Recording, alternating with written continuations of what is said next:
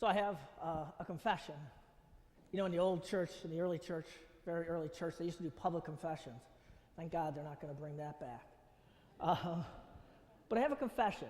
For a while in my life, for not an insignificant amount of time, I was what people would call a Catholic in name only. And that's hard to believe. I'm a Roman Catholic priest, and there was a period in my life when I didn't go to Mass several years, multiple years, when I did not go at all to Mass. And I wondered, what do I believe in? And ultimately, I had to come down to answer this question, because I was what I thought was a good person, maybe not necessarily a good Catholic, but I believed in what the Catholic Church taught, prayed to God, asked God for help, believed in Jesus, but I didn't understand exactly what did that mean. What did it mean for me to believe in Jesus? And ultimately, it came down to really two spectacular events of who Jesus of Nazareth is. The first, of course, is he's born of a virgin, and we cover that at Christmas. The second is that, did he rise from the dead? Did this Jesus of Nazareth, 2,000 years ago, rise from the dead? And if I answer the question, yes, he did, then for me, fundamentally, everything has to change. I have to change. I have to reform my life to conform to the fact that I would like to live forever as well and to believe in him. And so that's the question I want to try and answer today. Did Jesus of Nazareth, born over 2,000 years ago in Bethlehem, walk around Galilee, say a lot of wonderful things, talk about a wonderful things, love of neighbor, love of self, love of God? Did he, in fact, get crucified and die and rise 3 days later? And for me, the answer is yes, obviously. Can I prove it beyond a shadow of a doubt scientifically? No, I cannot. Ultimately, belief in the resurrection has to come down to faith. But there are some things that can help us strengthen that faith. And the first thing is the crucifixion.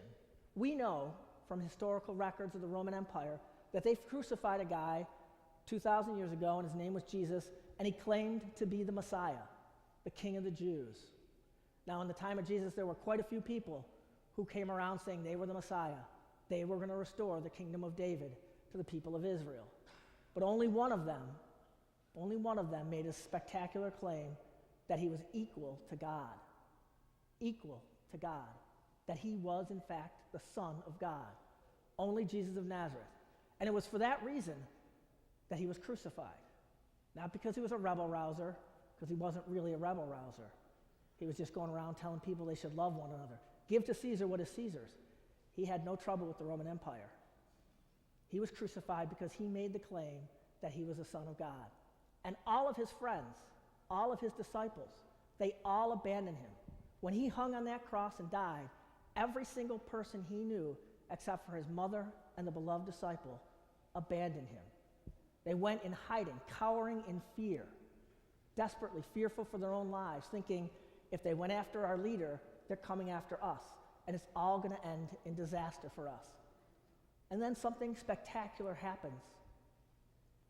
They're in this upper room, and they tell this story of how Jesus comes through the locked doors of the upper room and says, "Peace be with you. As I have been sent by the Father, so I am sending you." And from that moment, from fear, from absolute terror and fright, these men and women leave that room and proclaim that Jesus of Nazareth has risen from the dead. And they do so under the threat of losing their very lives. In fact, everyone in that upper room will die as a martyr. They will be killed because they proclaim that Jesus rose from the dead.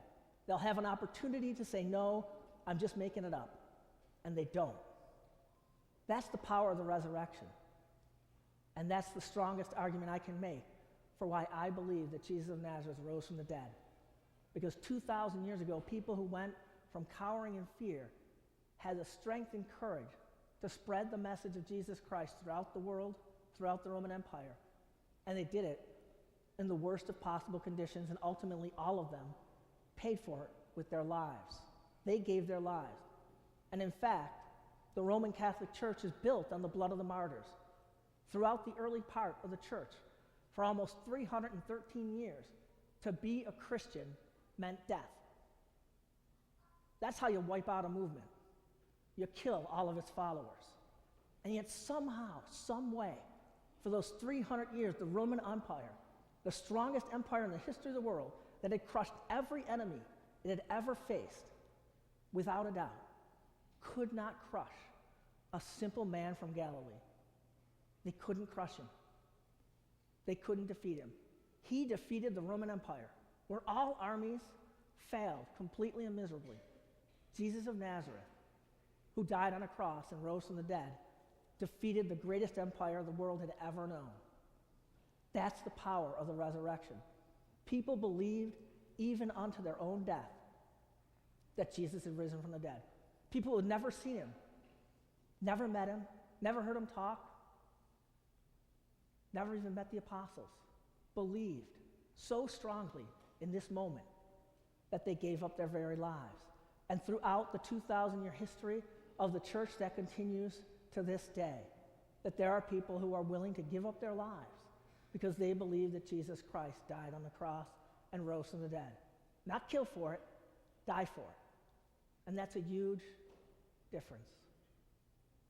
That's the power of the resurrection of Jesus Christ. And if you answer yes, I do believe that Jesus died on the cross, rose from the dead, then it has to change fundamentally how we act and who we are. I know for my life, it certainly did. And I didn't answer it all at once. It happened over a period of time, starts and stops. Sometimes I was close to God, and sometimes I'm not so close to God. That's okay. God is relentless. He is relentless. He will hound you every day of your life, every moment, every second, until he gets you to be his disciple. He will never give up on you. He will never abandon you. He will never walk away from you. No matter where you are, no matter where you go, no matter what you do or say, God will hunt for you every day of your life, every moment of your life. The other thing about God is he's not going to force himself to make you believe.